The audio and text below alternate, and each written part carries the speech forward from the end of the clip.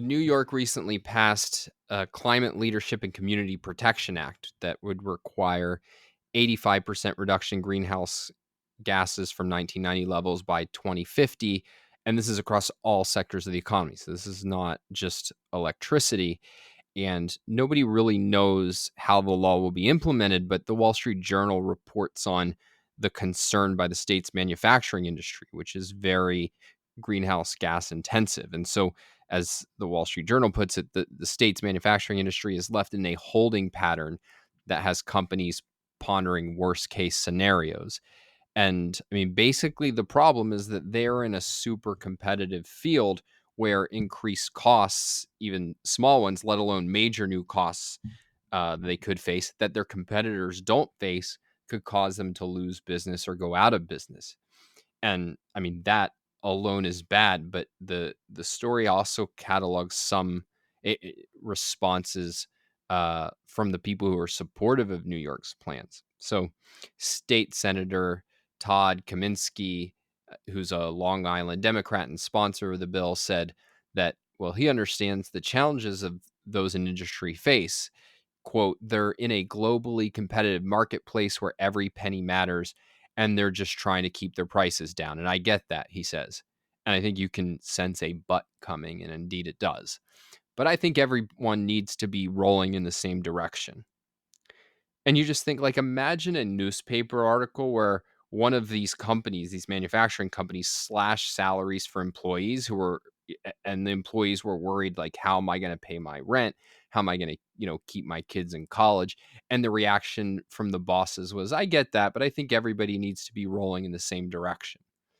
I mean, it would be complete outrage. And yet, like, this is just, yeah, I get that you're concerned with catastrophic impacts to your business, but hey, we need to do what we need to do, and you should get on board. Um, and then the article notes another reaction that it says, while the concerns of the business community are valid, it is unlikely that the law will lead to a mass departure of manufacturing from New York, said Janet Peace, the senior vice president of policy and business strategy for the environmental not-for-profit Center for Climate and Energy Solutions. And then she's directly quoted, fear of trade exposure is real, she said. And here's the but in a lot of cases, it's been overblown.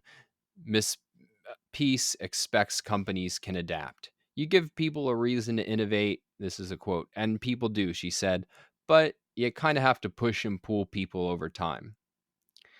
Now, I've spent a lot of time studying the founding fathers of this country, and like, you get a lot of analysis about like how government is a servant, not a master. The individual citizen is sovereign, not our elected representatives who, after all, are there to represent, not rule us.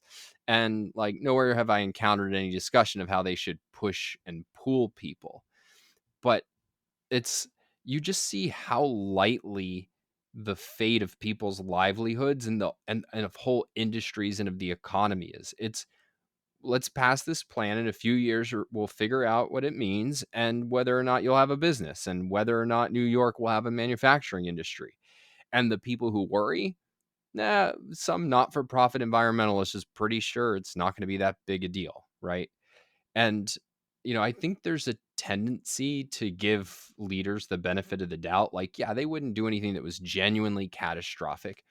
But I mean, like, one of the lessons of the 20th century should have been like, yeah, they actually would. The people who claimed then to know how to run an economy, in every form of socialism or communism, um, they didn't know, like, they couldn't do it, and it wasn't even that interesting to them. The whole attitude of people who grab this kind of power tends to be like, I'll tell you what to do and you figure out how to make it work.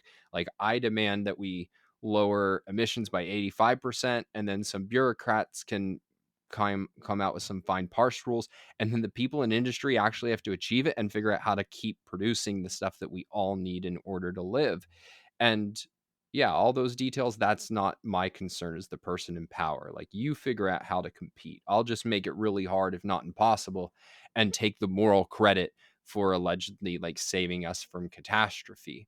and like the fallout, if you have to shut your doors, like what that does to your life and what it does to those neighborhoods and what it does to your employees, like you'll have to live with it and I won't even hear about it.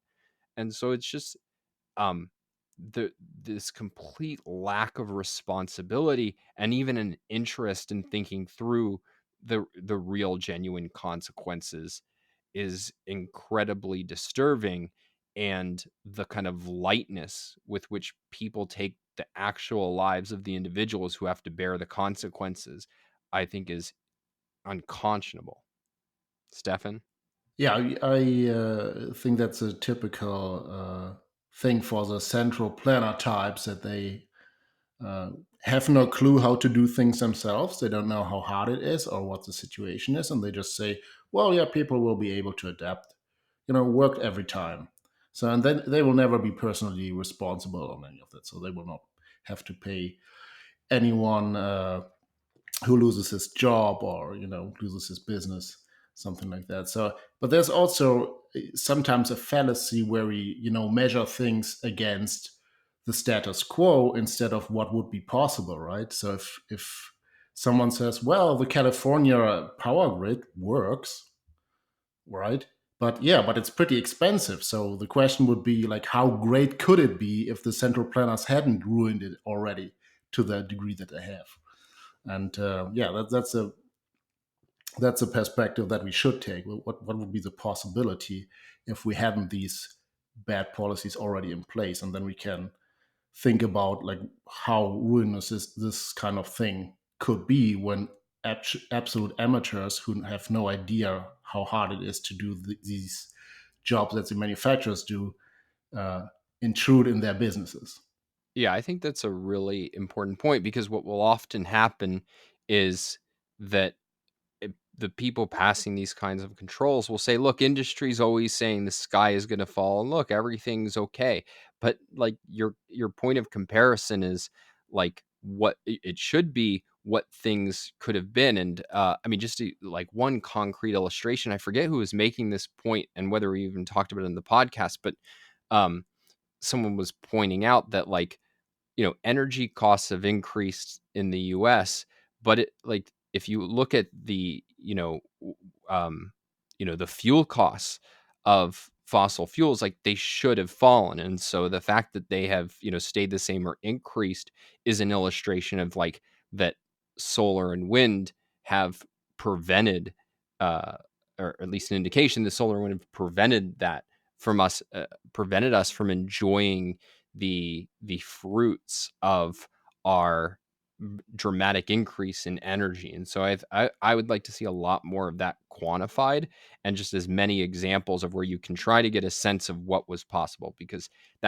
it's often very hard to do, and usually you just have to do it kind of as a thought experiment, like what would have happened to the computer revolution if we had not had the energy and the to engage in it. Like, where would we be if fracking had been banned when it initially came out? Like, you have to do these kind of backward thought experiments. But the more that you can have and try to concretize and quantify these comparison points, like the more outrageous and tragic it is, that you have these kinds of limitations on our upside, let alone the fact that it really can be that the catastrophic downsides come true. And the more that you say, well, like, look, the last 10,000 controls didn't completely obliterate your ability to produce, like, eventually that bill can come due. I mean, that's one of the themes of a book that we talk about a lot in this uh, show, Atlas Shrugged, which is